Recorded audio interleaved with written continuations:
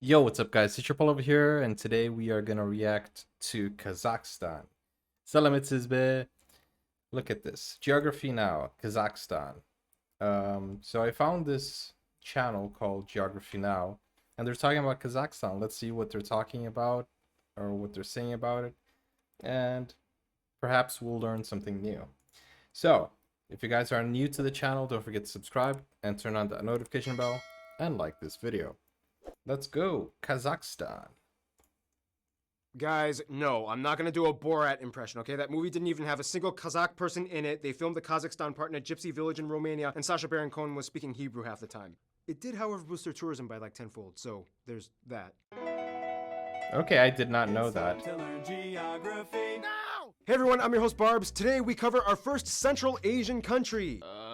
Well, I mean, doesn't Afghanistan kind of count? Didn't Afghanistan kind of? Yeah.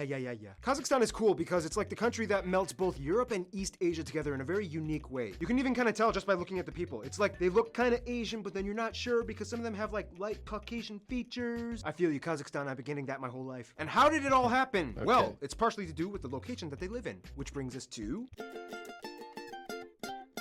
Now, My Turkey hair may is be the messed bridge up between today. Europe and Asia if you consider the Middle East Asia, but Kazakhstan is like the bridge between Europe and East Asia. First of all, Kazakhstan is located in Central Asia, surrounded by 5 other countries. So close to Mongolia, but a 20-mile wide corridor separates them. With a coast on the northeast 20 sides miles of the away Caspian from Sea, Mongolia? their only seaport Aktau is located. It is the world's largest landlocked country, 9th largest in the world at nearly 1 million square kilometers. Like seriously, the country's distance is like the same from London to Istanbul. Speaking of which, the longest road in That's Europe, the E40, so huge. extends over 5,300 miles, all the way from Calais, France to Ritter, Kazakhstan.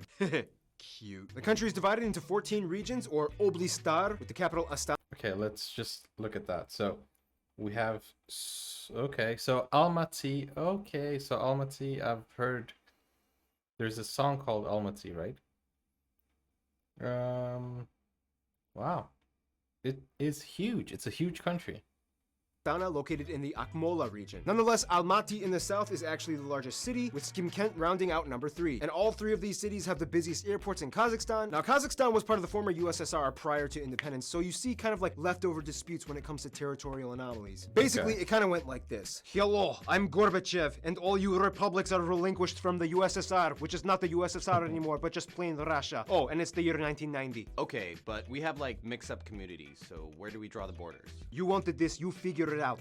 The Kyrgyzstan episode is gonna be so fun, I promise. In the Caspian Sea, Kazakhstan has a little dispute with watch Russia that. over the marshy Ukantny Island, as well as the Zhestki and Malizhemchushny sandbanks, known for being located above an offshore oil-producing zone. Then we have that little dispute with Uzbekistan over the Vozrojdeniya Island, which is now a peninsula due to the drying up of the Aral Sea. The only other strange territorial anomaly would probably be the famous Baikonur Cosmodrome. This is the site where the first launch of the first satellite Sputnik and the first manned orbital flight by Yuri Gagarin happened. This place is leased to Russia until 2050, and today you will need a Russian visa if you want to visit, unless you're lucky enough to score a guided tour. Yeah, in 1991, the Russians were like, all right, Kazakhstan, you are your own country now. No more USSR. You're free. Wow, I get my own space, the Caspian Sea, the mines, the mineral fields, the grassland. Oh, look, a space station.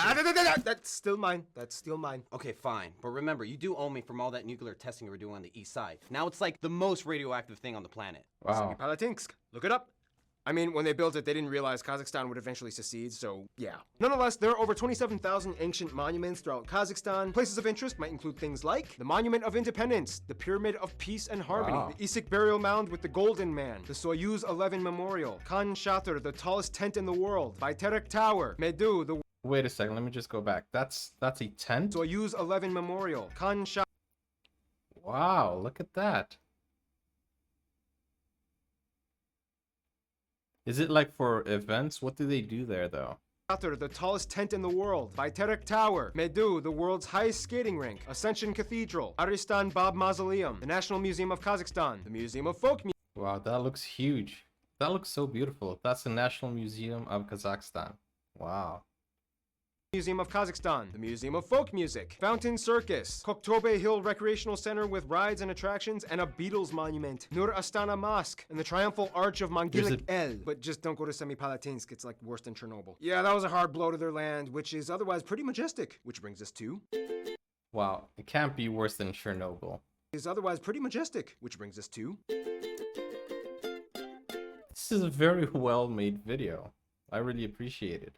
Kazakhstan's landscape is kind of like an alternate universe Twilight Zone version of Mongolia. It's like kind of similar, but there's something a little off. First of all, the country is generally flat with massive steppes and plains like the Caspian Depression, the Turgai Valley, and the Kazakh uplands, which compose the majority of the country's land makeup. In the east and southeast, you get the mountains along the Altai and Tian Shan ranges, the highest mountain being Khan Tengri, which again is like the Roraima of Central Asia as it acts as a tri-point border between them, China, and Kyrgyzstan. I don't know why China Wait, I remember there was a video we watched of Dimash singing about the road from China. Do you guys remember that? It was like the China Silk Road or something like that, the Silk Road. So, yeah, you can see it's okay.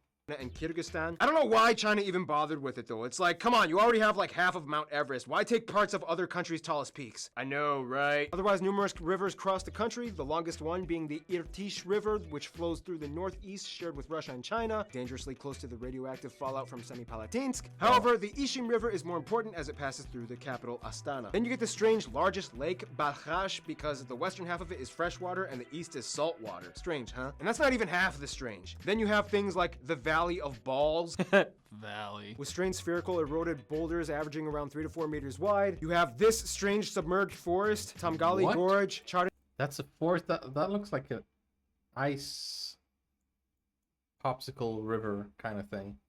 But looking at it again, it is wood. Those are trees. That is so crazy. That is an underground forest. wide. You have this strange submerged forest, Tamgali Gorge, Chardon Canyon, and the most notable natural landmark, the Drying Aral Sea. It was made by diverting water in the former Soviet times, and now you can see a strange post-apocalyptic setting with rusting abandoned ships and sea vessels in a dry grassland as Bactrian camels graze quietly in the distance. By the way, if you're part of an alternative rock band, That this is- is like the perfect place to make a location shoot for an album cover. Anyway, Kazakhstan is loaded. There was a Kazakhstan group. I can't remember the name, that they made a video in a landscape like this. It was kind of like Kazakh pop. I remember when I did the Kazakhstan week, we did many different bands, and there was a band that was in a place just like this. With natural resources. About 100 of the elements on the periodic table can be found mined in Kazakhstan. Wow. They take 12th place in oil reserves. Did you see that?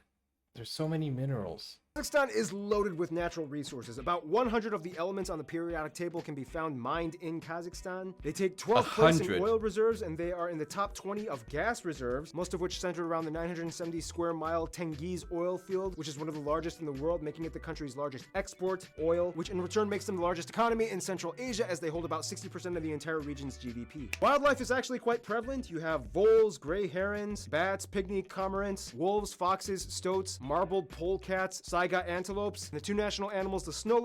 What? I have never heard of a saiga antelope. That is a strange looking animal. Poor thing. Look at its eyes. I'm not saying you're ugly. Don't worry. Don't worry. But you have a strange nose though. And the two national animals, the snow leopard and the golden steppe eagle. However, the Oh, yeah, horse of is course, probably the the most eagle. important animal. It's been said that the horse was probably first tamed and domesticated in Kazakhstan. Debatable. The horse also plays into food. There's a joke that Kazakhs are the second largest meat eaters in the world, the first being wolves. Ha! Challenge accepted. The national dish being beshbarmak, literally translated as 5 fingers because you're supposed to eat it with your hands. It's noodles with horse meat on top. Yes, they eat horse. However, the rule is you do not eat the horse you ride. Stop copying me! It's also said that This guy is really funny. I mean, he teaches us geography with this quirky humor, and it's very interesting the way he teaches us about a country. I really like this channel. Go ahead and support him, subscribe and like his videos. But then the food, I'm really interested in foreign food. So I would really like, I've never been to Kazakhstan, but that would be a really nice thing to do, to try Kazakh food. And they eat horse meat. Okay, so I understand that there's a huge population of horses, so maybe they eat horses for control. And I believe I have had horse meat. before, but I think it was biltong in South Africa. It wasn't really well, you know, biltong is like beef jerky, so it's dried up. So it wasn't like a stew, but I think I've had horse meat before. I think it just tastes like game, you know, like wild rabbits and stuff like that. So it's not too strange to eat horse meat.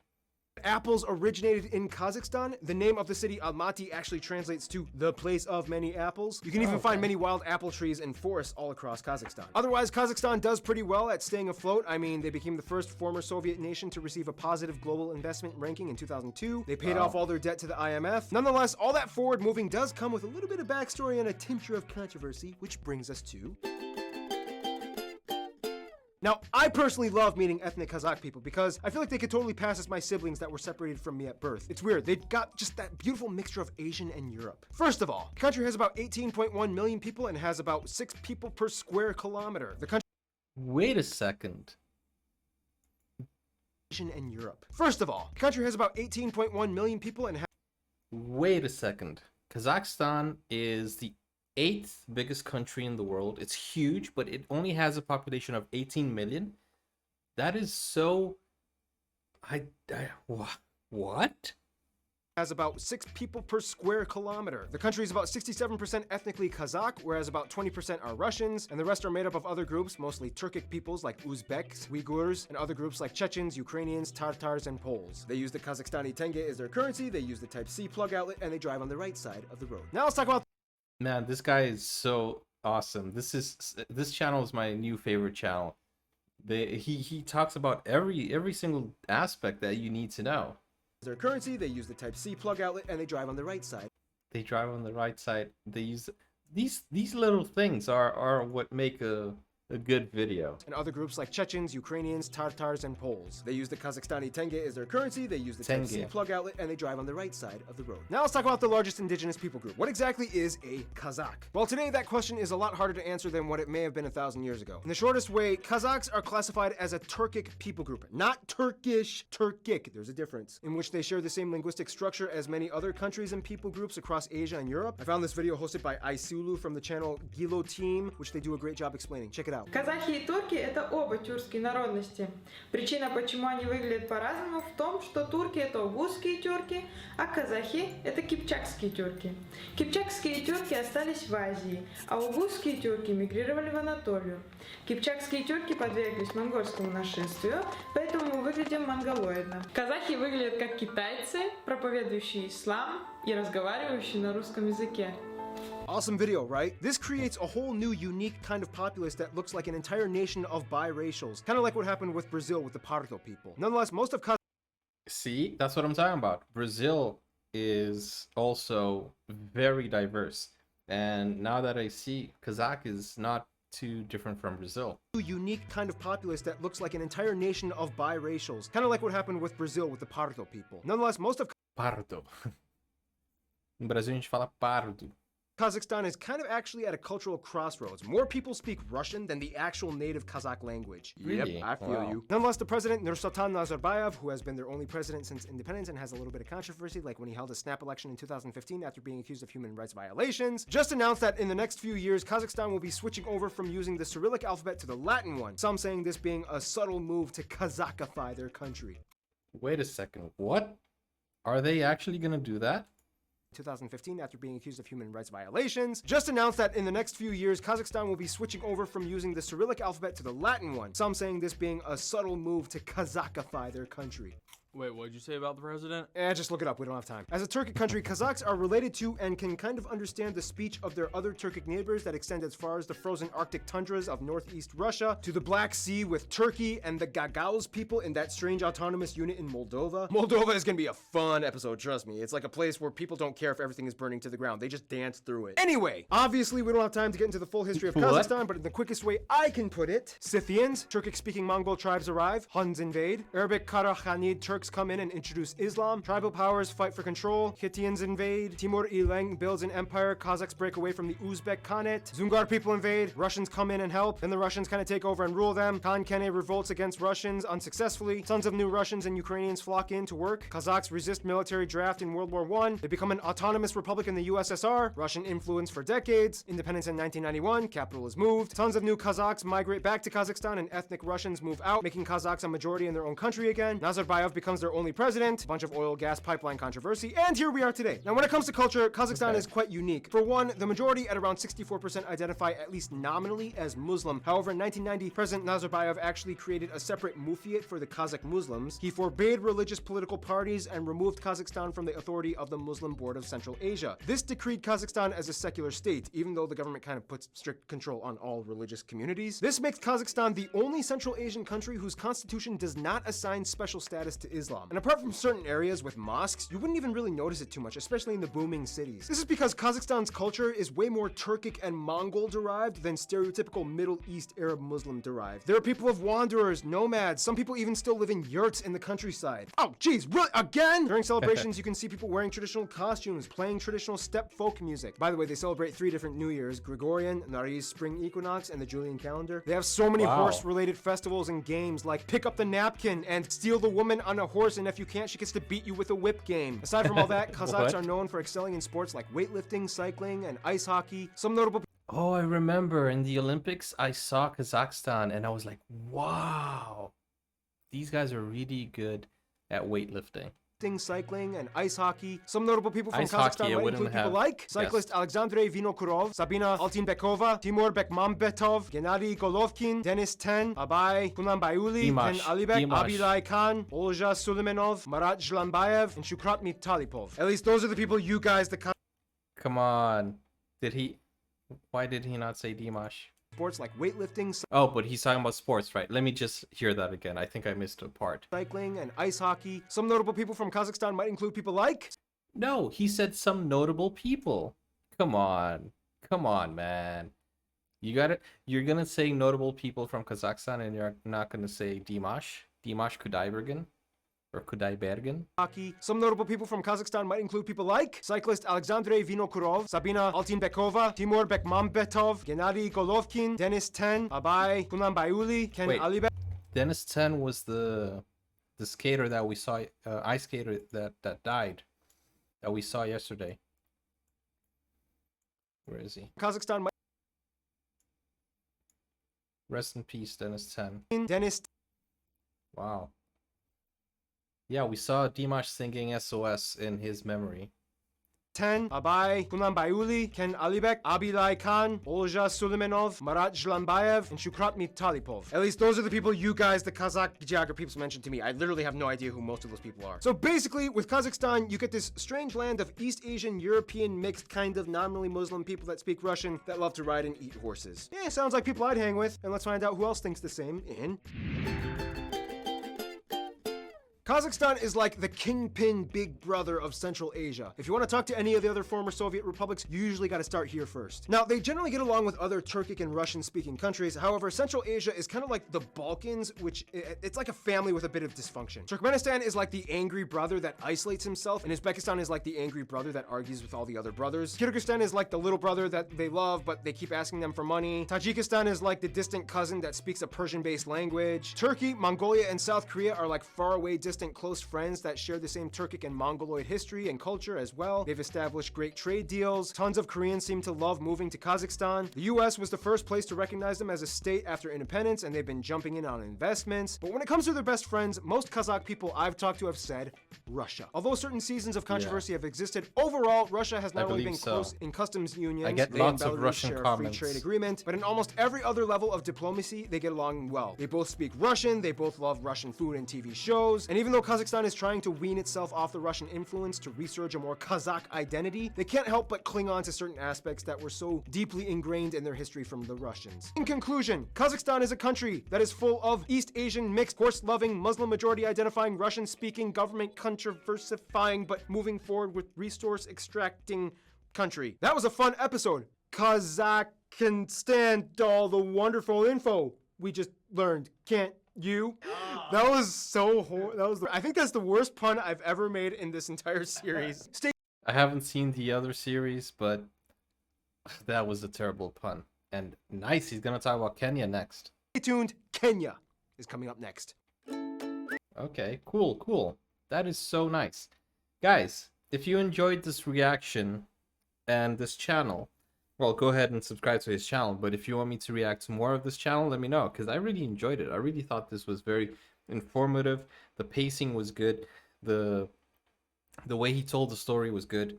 Now, I just need you guys to tell me if the information was accurate. I believe it was, because he did his research, and I really enjoyed it. I hope you guys enjoyed it as well. Let me know more about Kazakhstan, and yeah, I think that's it for today. And if you guys want me to react to anything else from Kazakhstan, let me know in the comments. Peace out. Keep it real. Take care now. Bye-bye.